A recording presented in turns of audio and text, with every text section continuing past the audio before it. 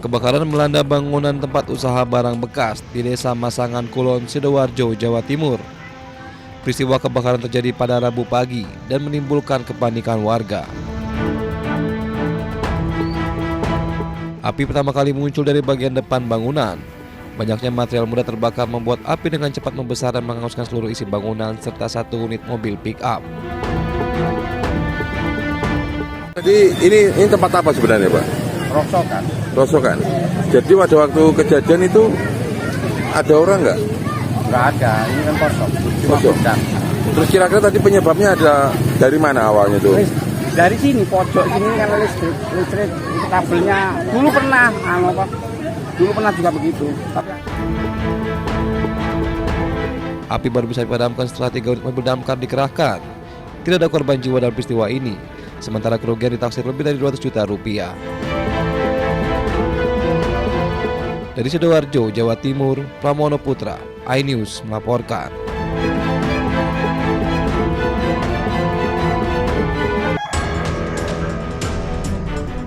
Sepeda punya tersangka dibakar.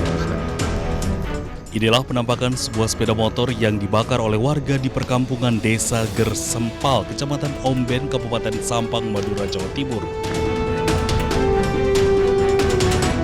Aksi pembakaran sepeda motor terjadi setelah pelaku ditemukan berada di dalam kamar seorang wanita yang sudah bersuami. Tak hanya itu, pelaku juga disandra warga hingga nyaris jadi bulan-bulanan sebelum akhirnya petugas kepolisian tiba dan mengamankan pelaku. Kejadian bermula saat malam hari warga menemukan sepeda motor yang disimpan di semak-semak yang tidak diketahui siapa pemiliknya. Di tengah pencarian, warga curiga dengan sebuah rumah yang tak jauh dari lokasi sepeda motor diparkir. Saat warga mendatangi rumah, pelaku sedang sembunyi di atas plafon kamar.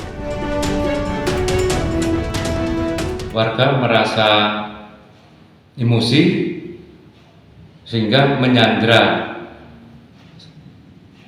laki-laki tersebut yang inisial AA, umurnya sekitar 19 tahun, alamatnya di Desa Sugian, Kecamatan Sampang, Kabupaten Sampang.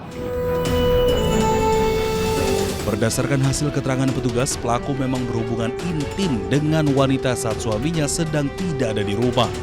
Kini kerangka motor dan pelaku telah diamankan petugas di Mapolres Sampang. Dari Sampang, Madura, Jawa Timur, Fatur Rahman, iNews melaporkan.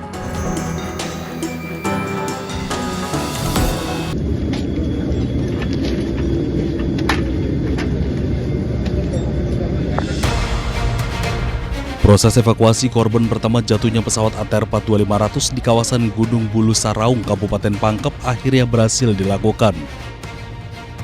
Korban berjenis kelamin laki-laki dievakuasi melalui Kampung Lapeso, Desa Rompe Gading, Kabupaten Maros, Sulawesi Selatan. Evakuasi diputuskan menggunakan helikopter Basarnas jenis Dolphin karena cuaca yang mendukung. Helikopter lepas landas menuju Desa Lempeso pada pukul 7.47 waktu Indonesia Tengah dengan teknik hoist. Korban dibawa menuju pangkalan Angkatan Udara. Jenazah korban kemudian dibawa ke Rumah Sakit TNI Angkatan Udara dan diserahkan ke tim BRI Polri di Rumah Sakit Bayangkara Makassar. Sementara itu, operasi pencarian memasuki hari kelima. Puluhan personel dari total 433 tim SAR gabungan ditambahkan dengan unsur Basarnas dan potensi SAR kembali dibagi dalam beberapa tim. Alhamdulillah cuaca mendukung tadi untuk proses evakuasi. Untuk selanjutnya gimana?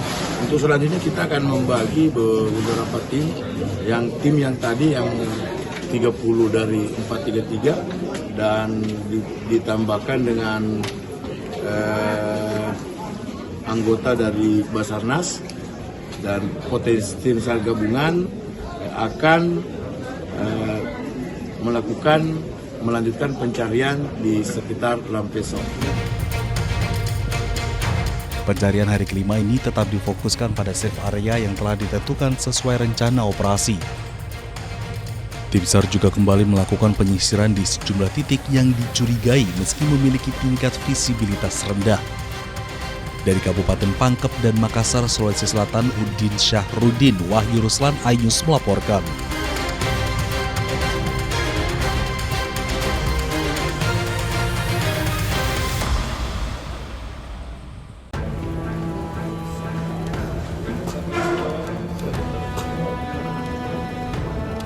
Tim DVI Bitdokes Polda Sulawesi Selatan bersama Mabes Polri berhasil mengidentifikasi jenazah perempuan korban kecelakaan pesawat ATR 42500 yang dievakuasi dari lereng Gunung Bulu Saraung, Kabupaten Pangkep, Sulawesi Selatan.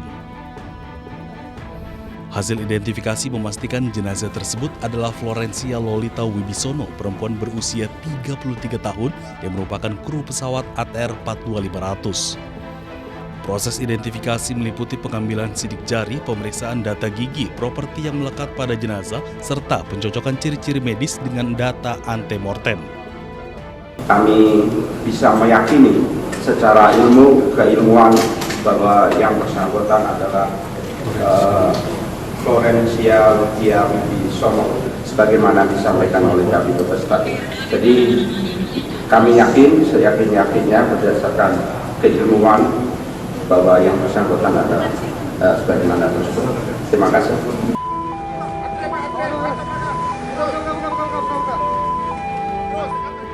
Sebelumnya, jenazah korban kedua kecelakaan pesawat ATR 42500 tiba di Rumah Sakit Bayangkara Makassar pada Selasa malam setelah dievakuasi dari puncak Gunung Bulu Saraung.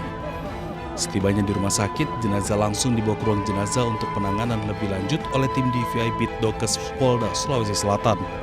Dari Makassar, Sulawesi Selatan, Yuel Yusfin, iNews melaporkan.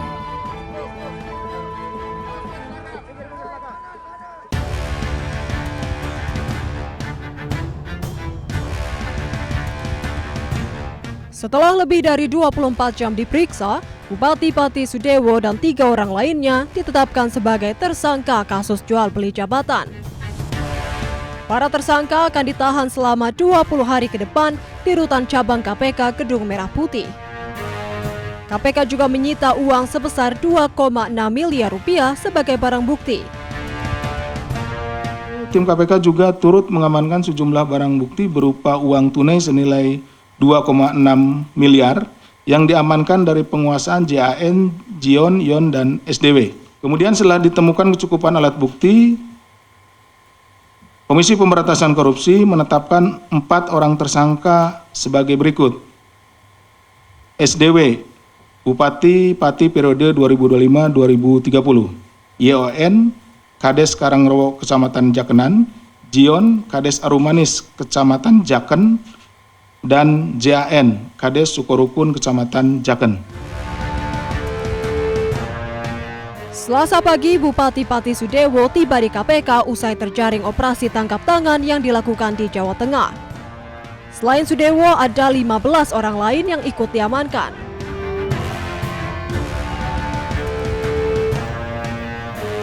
Sebelumnya, Bupati Pati Sudewo diterbangkan dari Jawa Tengah untuk diperiksa di Gedung Merah Putih KPK Jakarta. Setibanya di Bandara Suta, Sudewo menyatakan akan menyampaikan apa adanya dan tidak akan berbohong ke KPK.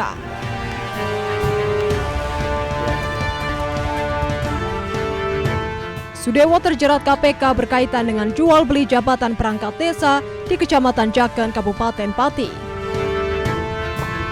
Dari Jakarta, tim liputan iNews melaporkan.